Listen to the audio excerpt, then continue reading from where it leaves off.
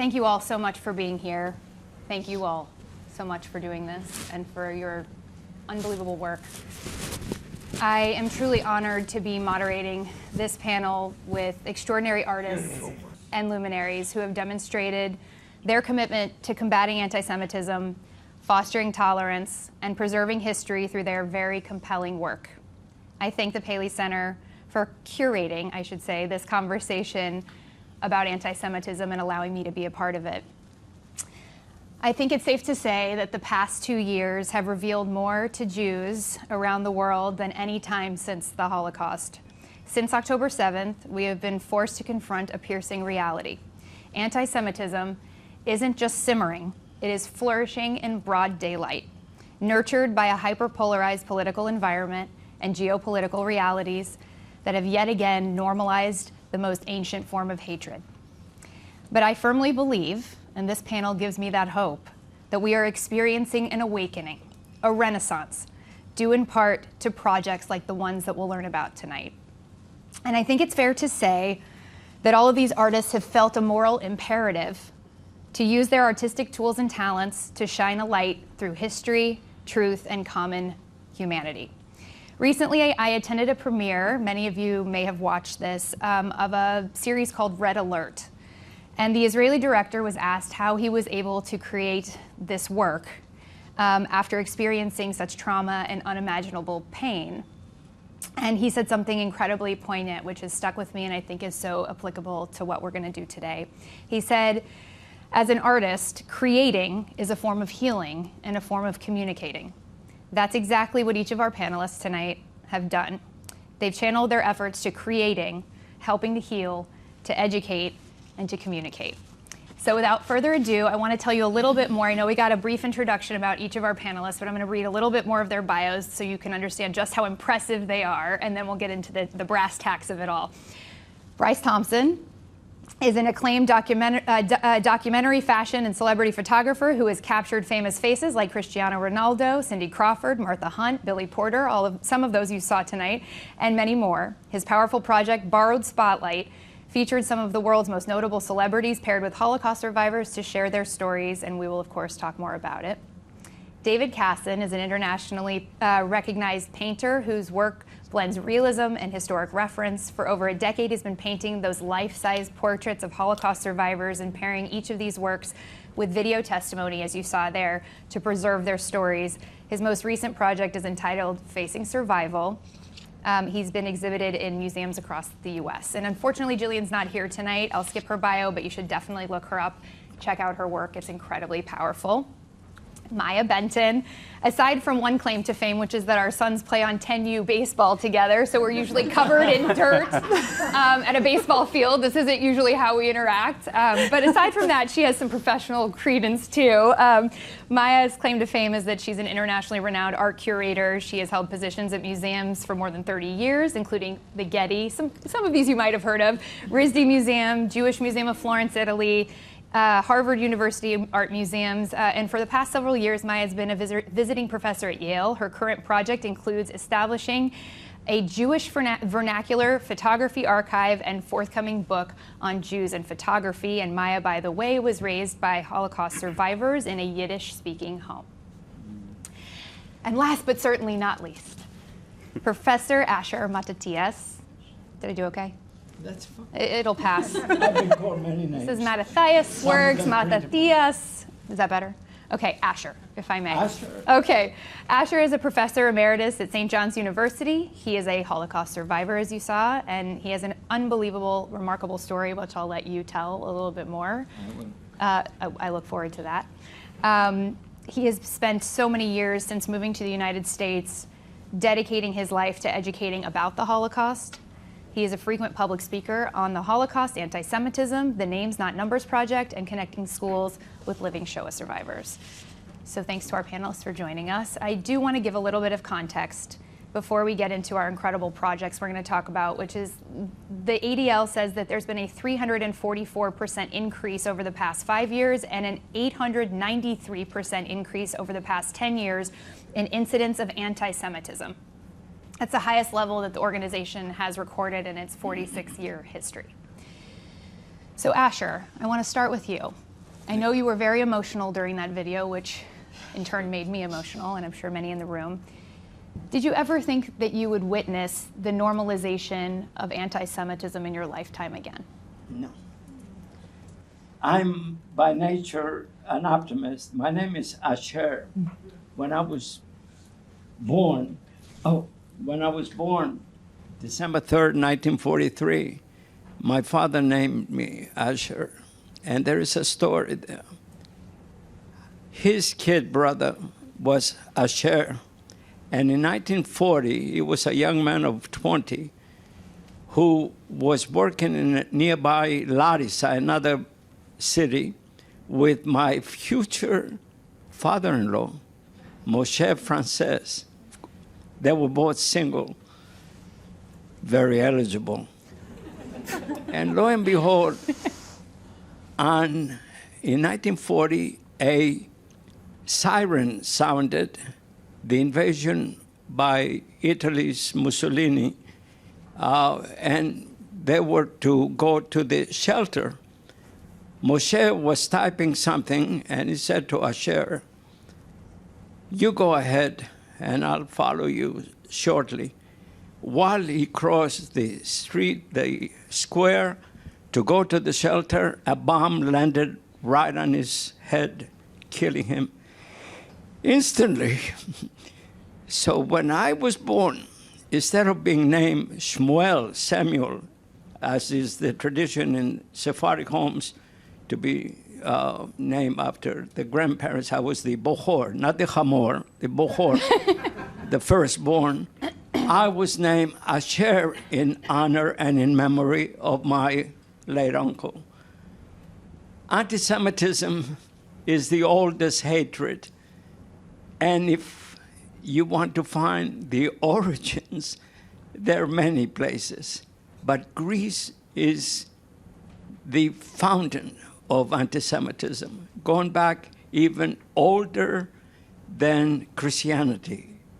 First Jews arrived from Babylonia, from Judea, and crossed into Italy, some of them into Rome, and some, according to tradition, on the way as in a slave ship that sank in the Adriatic Sea.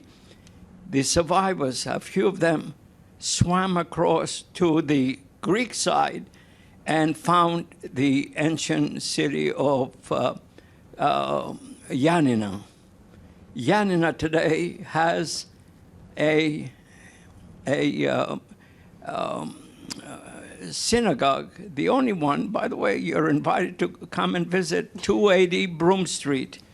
Yanina, it's called Kehila Yanina Kedusha, and it has even a museum. The only Greek-speaking synagogue in North America. So anti-Semitism, how did it arrive there? Paul, the former Saul was his Hebrew name, was on his way to, he persecuted Christians in those days until he saw a vision of his Savior, soon to be, who said, "Why are you persecuting me?" He converted, and he became eventually the Saint Paul. But before that, he was an apostle. And he landed in Salonika. He went to preach on Shabbat morning to Jews. The good news. They listened dumbfounded and chased him out. He became the archetype of anti-Semite. You rejected me, you rejected the Lord, I will persecute you. So today, fast forward, today, according to the ADL, Greece is the most anti-Semitic country in Europe. A month from now, on November 29th, we will commemorate 78 years since Resolution 181 at the United Nations. The United Nations, the two-state solution that they proposed for Mandate Palestine, 33 nations voted yes. 10 nations abstained. 13 nations voted no to the creation of a Jewish state of the birth. 10 of them were Arab and Muslim. One was Cuba. One was Turkey, Greece's nemesis. But the 13th was Greece. They found common ground in anti-Semitism. Anti-Semitism. Strange bedfellows. They slapped me and the few Jews who survived twice. Once through their collaboration, there were many. 87% of the Jews of Greece perished. The highest percentage after Poland, with 3.5 million. They did not perish in the thin air. They had collaborationists, and the 1,200 who returned were greeted with this question: why are you back? Why didn't Hitler finish the job? So, in the midst of all of this, it was very fortunate that my father, who is Romagnot Jew, meaning Greek-speaking, there were Greek Jews who spoke only Greek and Sephardic Jews who spoke Ladino. They came from Spain in 1492 when Columbus sailed the ocean blue. My mother, late mother of blessed memory, Nina, was a Salonican Jew. He fell in love. It was a mixed marriage. A Romagnot Jew marrying a Sephardic Jew. It was a good thing because the Germans were coming to Salonika. It was a majority city at one time, Jewish. He took her and took her younger sister, and they survived. My maternal parents, grandparents, and their two young preteen sons vanished in Auschwitz. We're going to get to your story, which is Go ahead. quite remarkable. So anti-Semitism is present, and of course, recently, ships from Israel that docked in Greek ports were prevented from disembarking, the passengers prevented from disembarking because of Hamas demonstrations. David, what if the last, thank you for that. And you can see why he's a professor and also why his students are very lucky, or we're very lucky to have you. We just got a great history lesson there. Thank you. Thank you. Thank you. David, tell us about what the last 2 years have been like for you as an artist. Yeah. Oh, Oh, yeah. do I need this? Yeah, it's been really interesting. It's kind of like swimming like a salmon upstream. Everything I post gets negative feedback on Instagram, and I feel like that's kind of like the way that we can broadcast what we do as artists is through different media like Facebook, Instagram, and all we can really do is try our best, I think, is to put out the truth of what it is we hear in photos that we take, in the paintings that we make, teaching. I think that it's been a little bit of a challenge. Yeah. I mean, but I'm also in my studio alone with a painting, with a survivor for months, doing these paintings, taking my time. And so I live in Albuquerque, New Mexico, pretty awesome place to live when you just want to be alone and secluded a little bit, versus New York City where you see people on the street all the time. I used to live here for 20 years, and then I moved out to Albuquerque in 2017. It gives me peace and quiet to be able to make the work and to be able to kind of focus on, the beacon of light for me is really in understanding how, these families that these survivors have built, the teaching that these survivors do. Thank you so much, by the way. Thank you for being here. Really speaks to me, where there is I think the one word I think of always is hope. Like in our documentary, Ava Meisels, who is in Toronto, we met with her. She's all about hope. If you have hope, you have nothing. And so that's kind of been my mantra for the last 2 years. And we will keep circling back to that as our central premise here. Bryce, what did you see over the past couple of years that alarmed you most, activated you? Starting the project, the activation wasn't so much, a culmination of things. It was that feeling of no one's doing enough, or no one's doing what they could. Everyone posts on social media saying, oh, look at what's happening, but it never really gets traction. No one sees a post and goes, stop what you're doing, let's make a difference, let's raise money. So that's why I reached out saying, there's got to be a way we can actually raise money to help those who have already been affected. Yes, we want to preserve stories and make people aware, but there needs to be an immediate activation today as soon as possible. The whole process, people have asked me a few times of what was the moment you decided this is what you want to do? And I had no idea until the end of the project. Then there was a story, 18 stories, and each one had something in common, and I realized that was my story too, is somewhere along the way of survival, there was a few seconds of decision making that changed the entire history of that person's life. Whether it was a soldier going, go that way, or another family member saying, that's my child, or any moment in time where one person stopped the course of history for that family or that Jewish family and altered it permanently. And it was a decision that took that either person hiding someone in the attic, a soldier letting someone go, or even a soldier shooting not to kill but just to wound. And that decision making happened in a few seconds for them, and forever the history was altered for that family. And I realized there was a moment somewhere where I decided I'm going to do this, and then direction changed. So I don't know if it was a culmination, but I know that moment happened, and through the stories I found a relatable moment where I said, okay, I went through the same thing. I wanted that to be my aha moment of make a decision and actually do it. So I love that, yeah. Yeah. It's a call to action. It is. And Maya, you and I have talked on the sidelines of games. We've had very in-depth and very substantive conversations in the dirt. But you've told me that you've encountered deep anti-Semitism in the artistic community, in the academic sphere, in spaces where you felt previously like you belonged. Can you describe a little bit about what that has been like for you? It's been really hard. It's been really hard both in the art world and in academia. These are two places that have been notoriously uncomfortable for people who strongly identify as Jews and as Zionists in particular.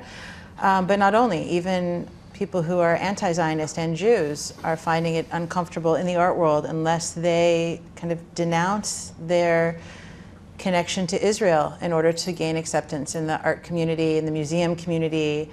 Most of my friends who are Israeli artists, no one is buying their work. The photographers among them in particular have lost half their followers on Instagram, which might just seem like a social media piece, but they're supporting their families this way because art editors, story editors find them through Instagram, and so they're having a hard time supporting themselves. I've lost, I would say, half of my friends and colleagues because I'm not willing to denounce my Jewish identity. It's been very painful, and academia has been similarly painful when you have professors who say that they are elated by the October 7th massacre. These are tenured, endowed professors. A professor who said that what happened was beautiful, another who said they were exhilarated by it, and to have to share space with them, and every time they post anything, other colleagues of yours say, oh, thank you so much for teaching us about this. It's been really hard, and I'd say, I'm a 50-year-old woman who was raised by survivors. I feel like I've been trained for this moment in my whole life, but my students have not. And I think that for many of my students who are third or fourth generation Americans who could not have conceived of what would be happening, it has been deeply traumatic, and they have no home and they have no place. It's been really hard, and I think to ricochet between the art world and academia has been particularly painful. My husband, who's a lawyer, is at a law firm, and he hasn't had to encounter this kind of thing.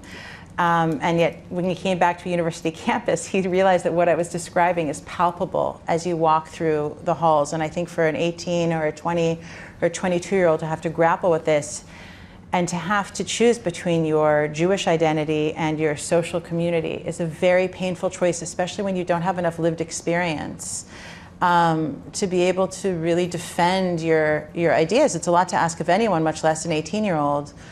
But in particular, I think that in the art world, our students, I'm on the board of a Hillel, and which is RISD and Brown, so it's an art school and a university.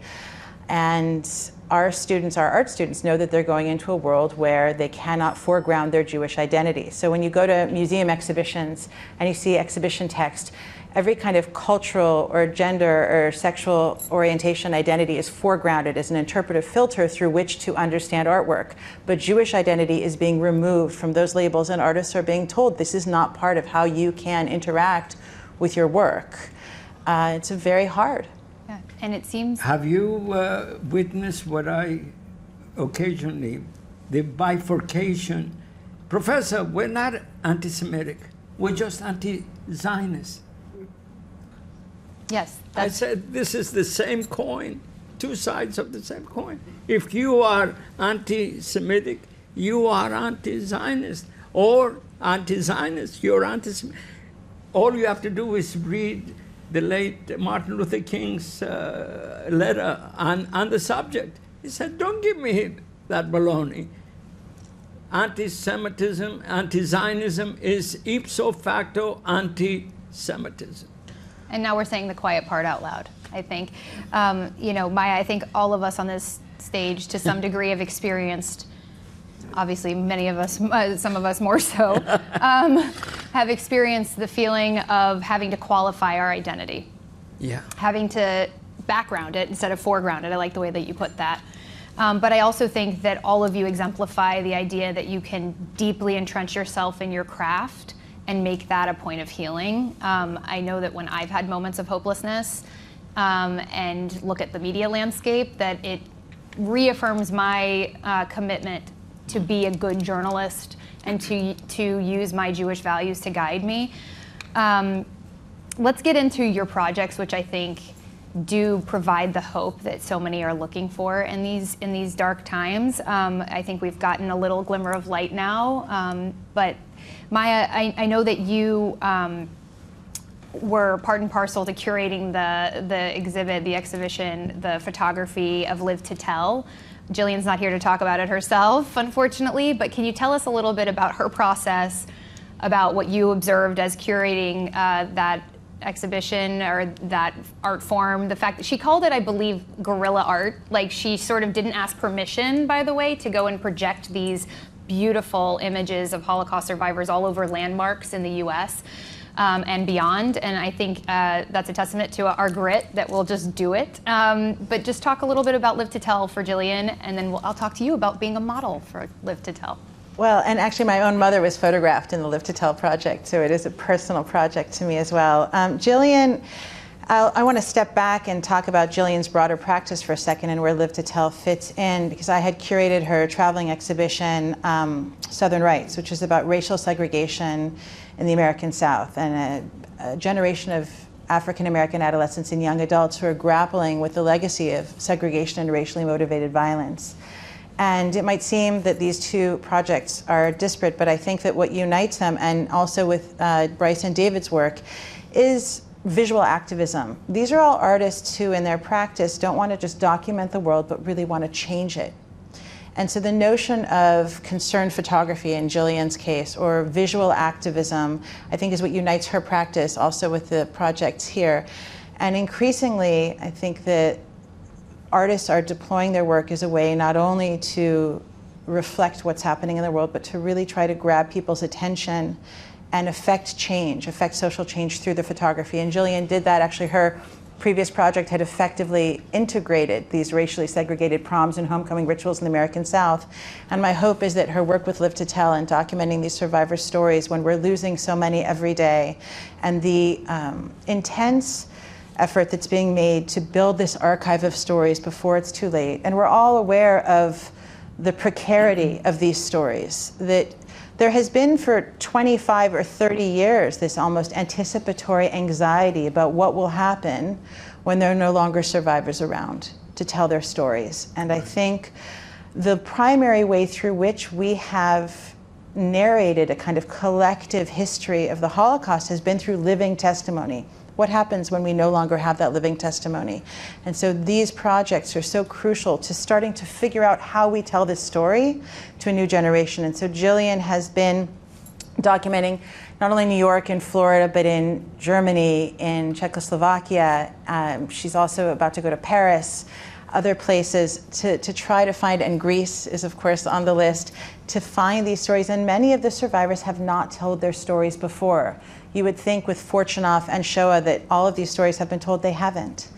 These are deeply traumatic and painful stories, and so we are actually getting a lot of stories that no one has ever heard of before. It's crucial to be doing that now, but it's also a question of how we reconstruct memory when survivors are no longer with us. And there's no right answer, but the time for figuring out what those stories are is fast disappearing. And you had mentioned the vernacular photo archive. One of the things that I find very painful is I'm always called by friends and friends of friends and students that they've found shoeboxes of family photographs. They don't know who's in them. No one's ever sat through and said, this was my grandmother and her family was killed, or this is the one photograph we have from before the war. And so as the survivors are dying out, they're also leaving behind this material culture and photographic record that hasn't yet been annotated. So as many stories as we can tell, as much funding as we can get to tell those stories, it's crucial. And so Jillian's project is a reconnaissance mission at the 11th hour, as all of these projects are. And I think we're all aware of how precarious it is. The 11th hour is a very striking and poignant way to put it. Asher, what was it like to be a model for Live to Tell? It was all compressed in my body, all the experiences, all the trauma, you know, speaking of which is something that was a delayed trauma in my case. My parents did not speak of the Holocaust as some tried to suppress it or to protect us. So I thought it is my duty, really, and my zahut, my merit for having survived, to be forthcoming. And as it was said time and again, that there are 200,000 Holocaust survivors worldwide in the next 10 years. 90% of them will perish. So I'm one of those fortunate who is young enough at 81, if I may say so, who still has the courage, and because it does take, and resilience. I certainly want to share, because testimony is what keeps it alive, and also recordings. You know, again, names not numbers. It pits the survivor with the youngsters in an interview setup like today. And thank you very much for you and Kim and all the. Are you calling me young? The staff for making this important. I read about Bryce's work and also David's, and I'm flabbergasted that I'm part of the gestalt of this presentation. So Part and parcel to it. If you could tell us about your story, because the part of your story that is so impactful is that you say that you saw humanity in the German soldier who saved your life. So if you could give us a caveman. By the way, I am a civilized caveman. I do not take my wife by the hair, and I do not club her, and she's sitting right here. That's another story. How I married her 55 years ago after a 13-day courtship. So every year we do not celebrate, hello, August 29th, happy anniversary. No, August 18th, happy anniversary, I met you. 48 hours later, happy anniversary, I made an offer you did not refuse. 48 hours later, we were engaged, and the following Shabbat, Volos, Jewish community, celebrated a single wedding. They haven't had a wedding in a long time in 1970. And It was covered by 2 daily newspapers. They came all over to Google to see what is a Jewish wedding like. Amazing. So you're not a caveman, but you were saved in a cave. But I was saved in a cave. And that is serendipity. It just happened that my father had a Gentile business associate, a wealthy man, who heard of what was transpiring in Salonika and said, Jacob, come with us. We have land in the mountain. We can hide you. And quite a few Jews did that. The elderly and the infirm could not join them. They were caught and they were exterminated. However, I must mention there were 3 unlikely leaders who joined in this spiriting out Jews to the mountains. One was our chief rabbi of blessed memory, Moshe Pesach. He died in Volos, but his bones were transported eventually to Mount Herzl in Jerusalem. The other was again, very unlikely, the Metropolitan Joachim, the chief religious leader in the Greek Orthodox Church of Volos. And the third, it's enough to make you believe, the Council of the German Third Reich, Helmut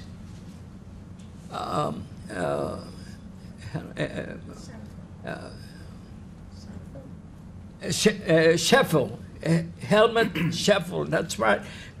Growing up, I was 12 years old when we came to America. Growing up, around the corner from my father's shop was a street named Scheffel, and I kept wondering, that's not a Greek name. Why? Only here I learned that Scheffel was that consul.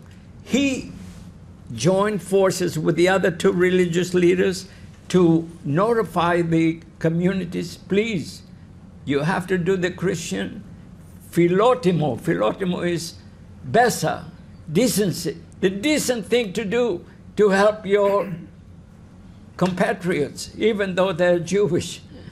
And quite a few did. So this family, Stamos, again, of blessed memory, Froso and Yorgos Stamos, very wealthy people who were business associates of my father, out of risk to themselves, because if they were caught saving us, they could be exterminated, killed. So by that time, my mother was a little pregnant. Could you be a little pregnant?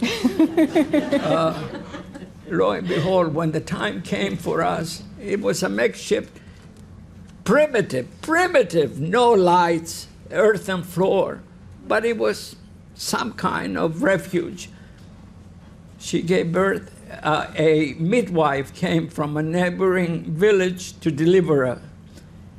Everything was going fine for a little while until the Germans saw that the community in Volos, the city, did not, when they gave the orders to show up and be counted, they saw the numbers did not jive.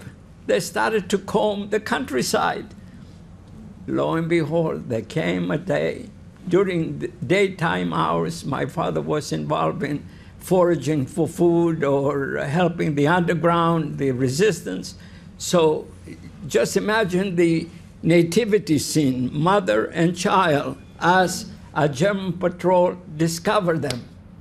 Anything could have happened. They could have been deported, they could have been killed, they could have been arrested. Nothing. The head of patrol, wherever he is, looked at past the makeshift crib, looked down and smiled. I must have been a lovely boy. Look at me now. And he said, he made a motion. I left a baby like this. in Hamburg, rouse out, never to bother us again. Is that a miracle? But for the Tipra. Oh, it was also near Hanukkah. Yes, I'm a Hanukkah baby. So yeah, it's remarkable. It's remarkable. It doesn't jive with today's Greek community. You know, again, I encounter resistance. People who say, "You're Greek and Jew. How can you be both?" I said, "You can be American Jewish. You can be a German Jew. You can be a French Jew. You can't be a Greek Jew." Not enough, but we are fewer than 5,000 people remain. No single family, I can say that without any risk of being contradicted.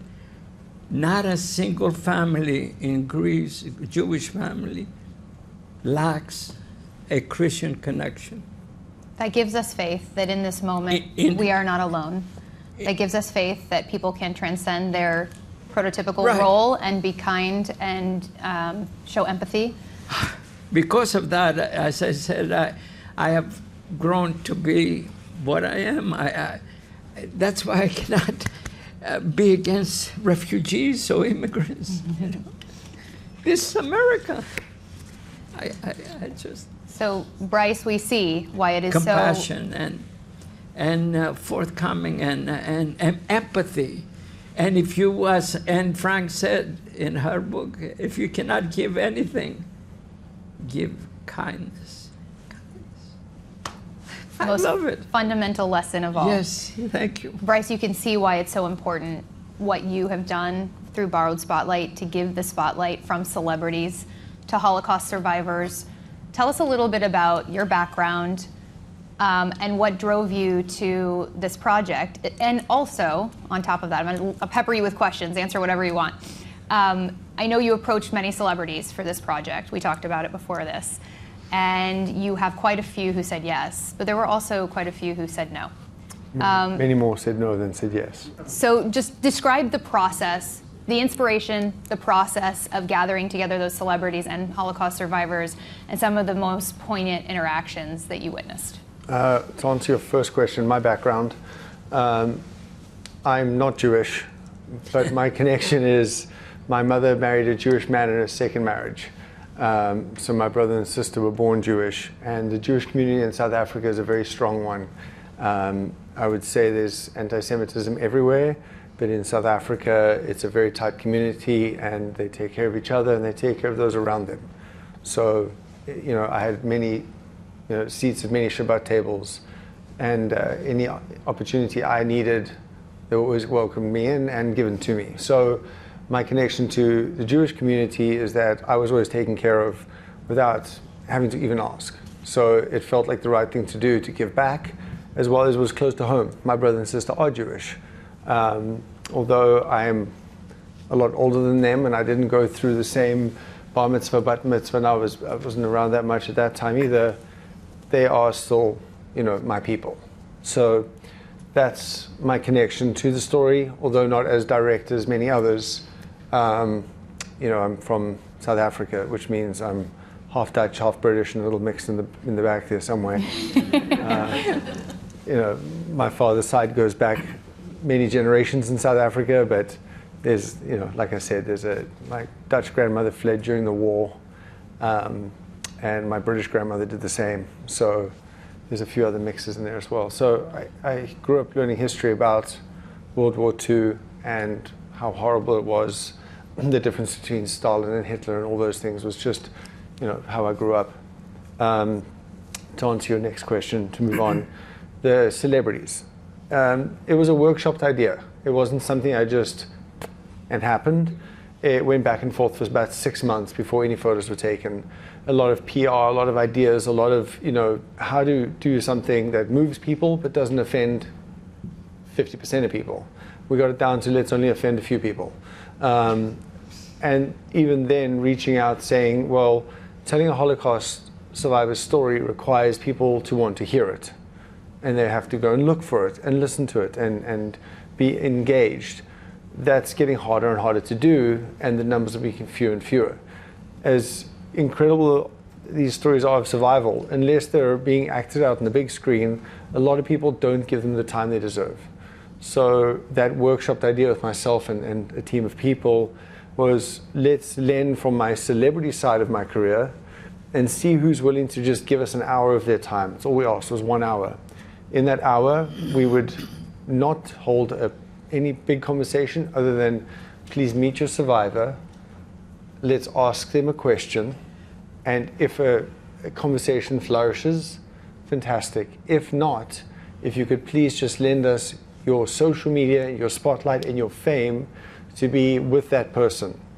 One or two instances, there was very little word spoken.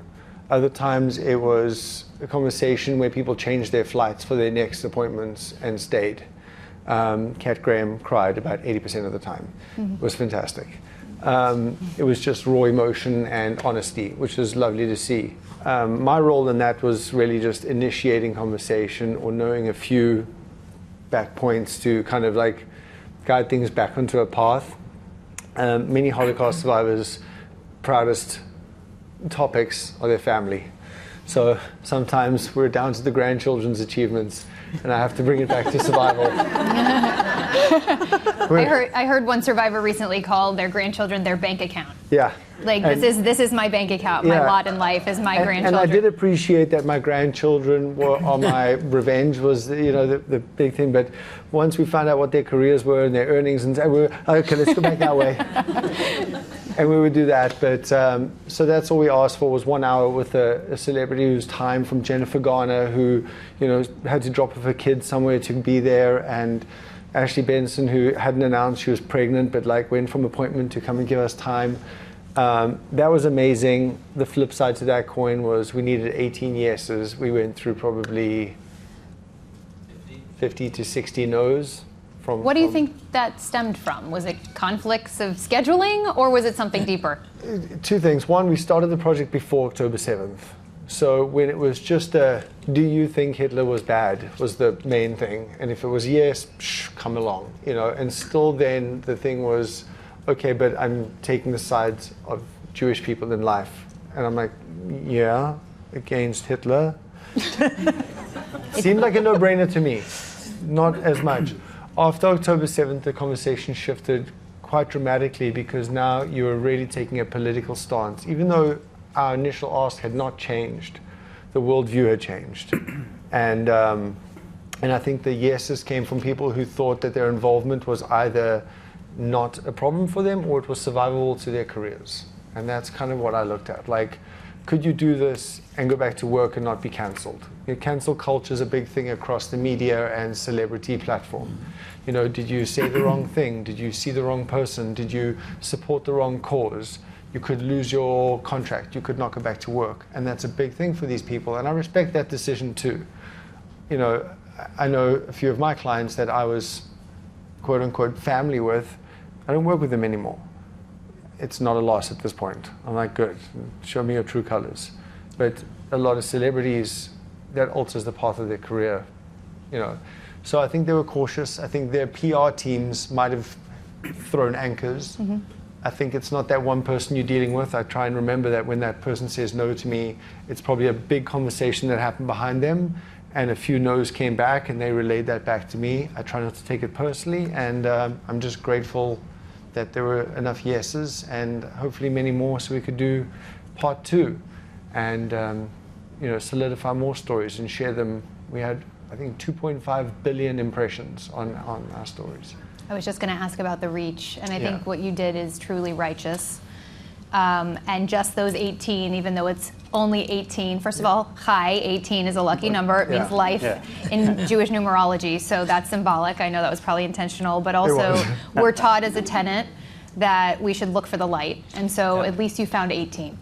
That in and of itself, in this climate, it shouldn't be that way, but is impressive. And they helped us reach 2.5, like I said, 2.5 billion. The scale of that on a social media standpoint, and that's not including the, I think, 6 weeks of Times Square billboard that was running that we can't, get an accurate number on. But I think in terms of telling stories, successful. I think in terms of raising money for other projects, it's an ongoing process, but it's just going to allow us to do part 2, hopefully, now that we have proof of concept. You certainly do. David, you know, we learn about the importance of passing the testimony on to the next generation. Your paintings, I urge everyone to go online and just entrance yourself with David's talent. It's unbelievable. I said to David before this that I had taken the pictures and portraits that he had painted and showed my kids, and I said which one is actually a photo and which one is a painting, and they got it wrong every time because they are so realistic and so gripping, and you can feel the raw emotion of these survivors that you're painting. For you, why is painting the vehicle? Like, how do you feel that painting is such a powerful vehicle to tell a story where sometimes words can't? Interesting. So we're at the Paley Media Museum. The first media I think that was ever out there, besides like grunting and whatever, was like cave paintings, right? Here's a cow or a horse and whatever, and handprints on the wall. That remembrance of the handprint is there. If you were to go to the caves of Lascaux and you were to put your hand on that spot, time is erased. You were back to where that person was when they painted that for the first time. And so I think of as being in New York City, so I come and visit. I go right to the Met. I was there this morning, seeing these paintings of Rembrandt's. You don't know who these people are that he painted for the most part. You care that it's a Rembrandt.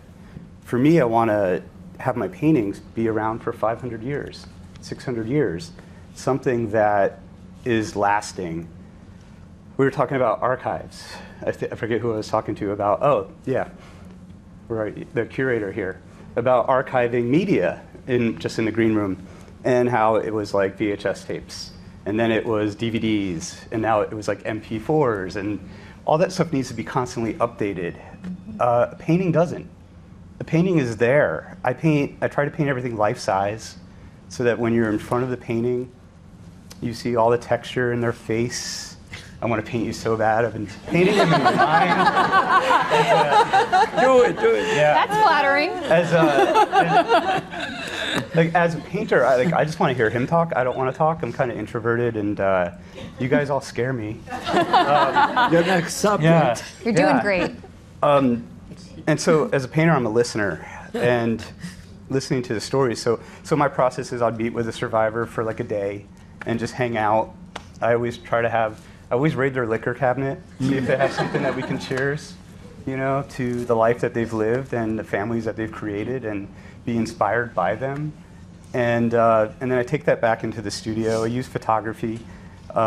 Sometimes I do live sketching of the survivors if they have the time. I don't want to take up any of their time. And just do the paintings. And what's really also kind of romantic about painting, which I think is really something that's kind of important, is that thinking about the chemistry of painting, right? So those Rembrandt paintings that I saw in the museum, paint dries over time. Oxidation happens, and then the molecules slow down, but they never stop. The paintings are still alive. Those molecules are still moving. And so I want that to be for my paintings. Granted, who knows if paintings are going to be that revered in the future, but they've made it 500 years or more since then, oil painting. That's kind of my hope, is that this testimony, that if I can capture the person and the subtlety of how they look, of the texture of their skin, and the, not necessarily the detail, but kind of like the overall quality of who they are in the life that they've lived, in these pieces, that will carry forward as an honest representation of the testimony that we're hearing today that unfortunately we won't have tomorrow. Yeah, it's a living, breathing thing. That's a really fascinating point. Maya, you were mentioning you obviously work with the next generation. You've kind of helped them navigate through very tumultuous times, but I'm sure you've also observed how different medium affect them. How is art able to transcend the lessons of anti-Semitism, or translate, I should say, the lessons of anti-Semitism to the next generation in a way that maybe news or social media or other platforms can't? Well, I think here's one example that just comes to mind, although there's a buffet of options I'm kind of pulling from. If you think about photographs of the Spanish Civil War, you had 3 Jewish photographers, the most iconic images of that war, who all were seeing the rising tide of fascism in their own countries. You had Gerda Taro from Germany, you had Schim from Poland, you had famously Robert Capa from Hungary, and they all saw the rising tide of fascism, and they went to Spain to fight fascism with their cameras. And I think when you teach another generation about that, it's not just about learning a history lesson or learning about the Spanish Civil War, but about, again, going back to visual activism or concerned photography, or showing them most of the iconic photos documenting the civil rights movement in the American South were taken by Jewish photographers. You can't tell the story of the civil rights movement in America without the iconic images made by over a dozen of the most famous photographers documenting those stories. And I think when you teach young people that, it's not only giving them an important history lesson that kind of contradicts the narrative of Jews as white occupiers, but actually as visual activists who are central to affecting social change, but also helps to give them the historical knowledge to see that their own practice as artists and as makers can affect the way that people see and understand the world. And I think historically, if you look at the visual history of anti-Semitism, the depictions of anti-Semitic acts like Uccello's breaking down of the Jew's door, if you look at kind of Renaissance, or you look at 19th century anti-Semitic caricatures and depictions of Dreyfus, and you can see 2,000 years of visual history of anti-Semitism. That when you say, well, you know, I'm not anti-Jewish, I'm just anti-Zionist, this is just the latest version of what has been depicted throughout art. And I think for young people, you can teach them about, you know, Jews were accused of being Bolsheviks or communists, but also capitalists. And but the visual images are much more impactful. Young people are trading in and learning the world through visual imagery. And so I think showing a painting of how 600 years ago Jews were depicted makes an impression. Young people are understanding the world through visual material. And so as this new generation of image makers is helping students and young people understand the world in ways that they'll remember through those images. They're not remembering words and articles the same way. And similarly, when you assign, like, you can't assign a book anymore. You assign a documentary, a few YouTube interviews, and then one chapter. But the images are what stay with them, right? And I think that it can be depressing to think of it that way, but it can also be really emboldening to say, what are those images? You know, what are those images that, like, for example, you know, Asher's story, if it's going with David's painting, you'll remember that he was born in a cave and all of these incredible miracles that happened, that he survived by seeing the painting of him. And that young people will always remember when they see that painting, the stories without the images these days, because everyone's transmitting visual material, it's necessary. So I think there can be an optimism to it. I mean, I'm sorry to point you out, Healy, but actually there's a student here who just graduated from RISD, and one of the things that she does in her practice is find family photographs. She painted the photograph of my grandmother, the only one that survived the war, and she is, you know, as a young 20-something artist, interested in spending time and attention to lavish on these precious objects that tell these stories that are almost disappearing. So I think getting the next generation to care and also innovate in different ways, whether it be through using their influence in celebrity culture or their laborious practice of conveying stuff through paintings, the next generation will have similarly innovative ways, hopefully, to help us make those stories matter. So to that point, Bryce, was there a point at which you heard feedback that one of your portraits changed someone's opinion? A young person looked at your photos and said, if a celebrity is standing with a Holocaust survivor, maybe I need to learn more. Have you gotten any feedback? I think people have favorites. Obviously, everyone loves Cindy Crawford. She's been iconic for a long time. Dr. J touched on, you know, two demographics. He's African American and he's a sportsman, which really, you know, got a lot of great feedback. And I know I don't have a lot of time here, but I do also want to mention there's something unique about being with these people firsthand. With AI and all these kind of, like, you know, digital art coming up, it's very difficult for young people to know what's real and what's true and what they're looking at, and if it's a real story, and if that story gets manipulated and fed back to them. You know, there's also negative stories that can be told, you know, or anti-Semitic stories that can be told through AI that people will be like, well, I don't know, is this real? So photography can be manipulated, as can art, but I think being one-on-one and having a full spectrum of a story, a video, a voice, a spoken word to go with that image, that's what moves people more than one celebrity. And that's why I think continuing this is important, because you need all of those key parts put together to kind of solidify that opinion shift. Has anyone said no and then come back after they've seen what you've done and changed their mind A and great said yes? question. No. No.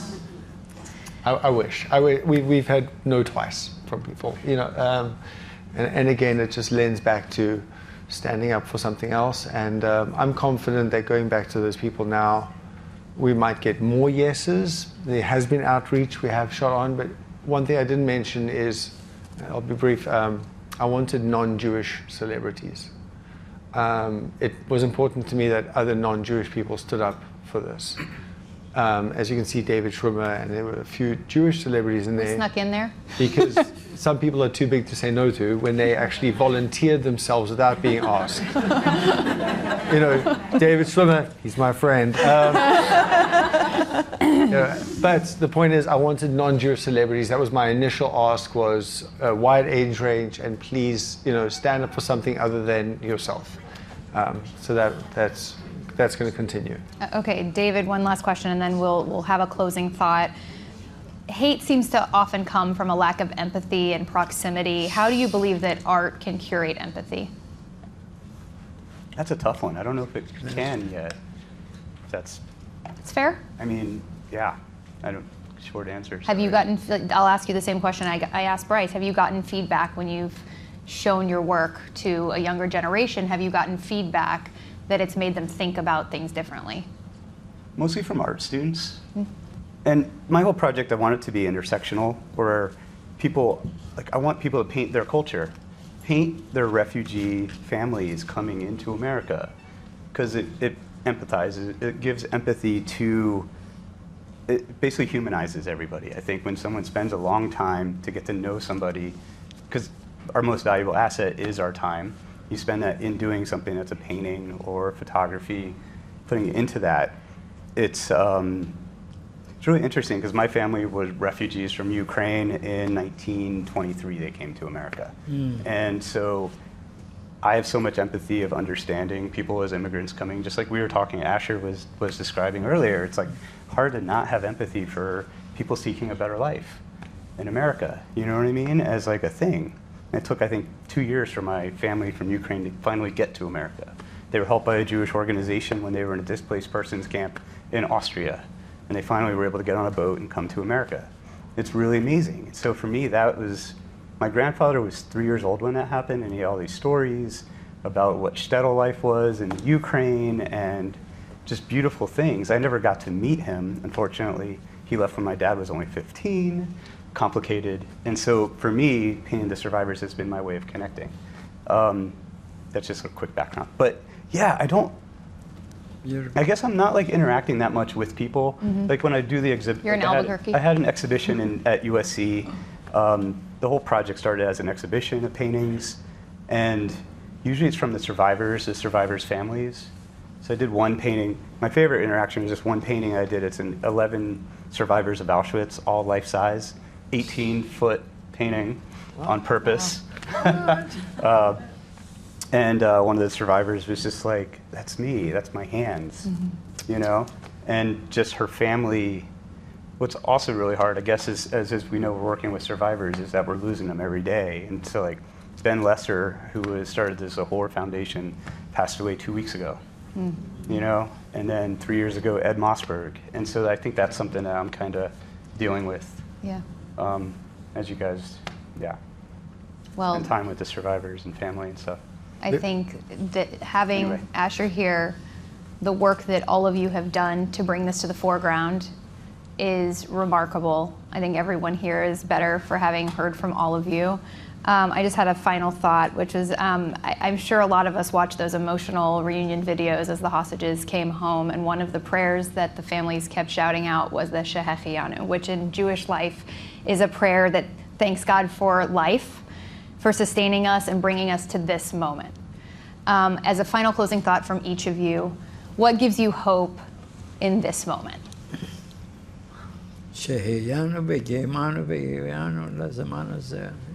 Thank you. You know, we can make a little bit of history right now, right here.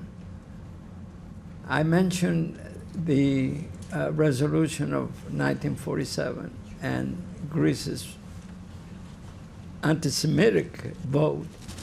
Well, I have taken it upon myself. I'm also the president of B'nai B'rith in the Five Towns area. And when I discovered that a few years ago, I started a petition. It's called Petition of Conscience to correct history and repair hearts. And it became an international diplomatic scandal in the UN representation of Greece and in the Consul General's office in East 79th Street.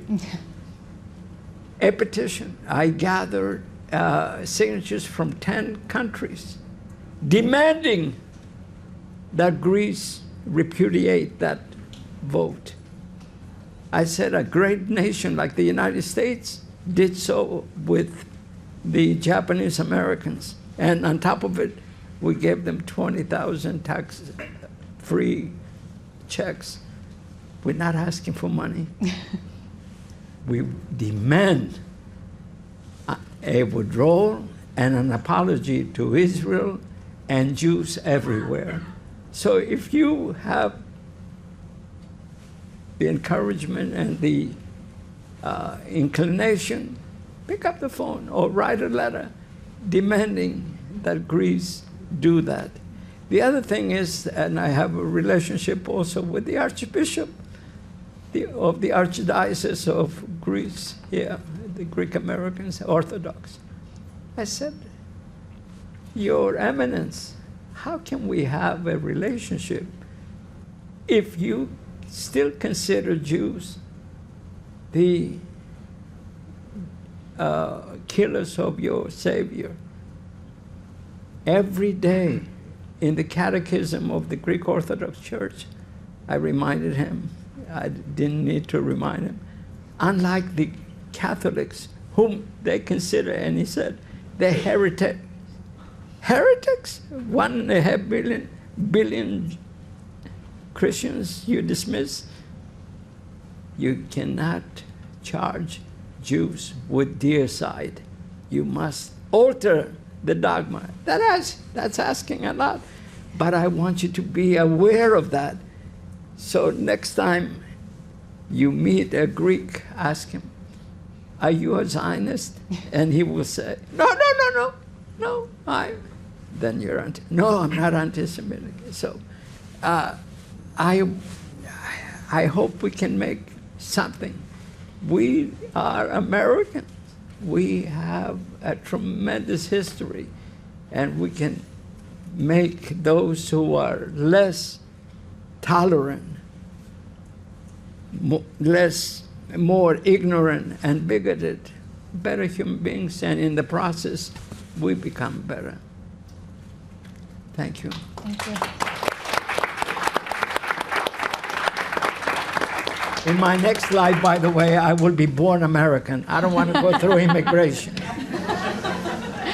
David, a quick thought about what gives you hope in this moment. Yeah, Asher. Asher gives me hope. That's it. That's Like, it. he's just so with it. Thank you. Yes. He defines this idea that what he's talking about is this call to action. Yes. Pick up the yes. phone. Yes. Be a part. Dream Be big. active. You know, be active in fighting anti-Semitism, and also I'm like stoked to be here. Thank you. What gives me hope is how, David, Yeah. fantastic. I'm with you. just to round it off, You give me inspiration. all the stories I heard, Perspiration too. they're very relatable today. And it gives me hope that they affect young people.